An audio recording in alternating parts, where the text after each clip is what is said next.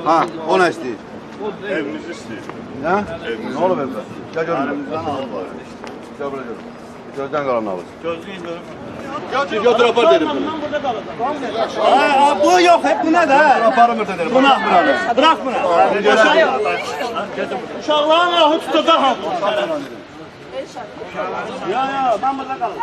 Müsəlman ölkəsində Hacı Ev müəllimdən alır. Daxili İşlər Naziri susur, Baş Prokuror susur, korrupsiyanın generalı susur, məhkəmələr də sifariş yerinə gelir.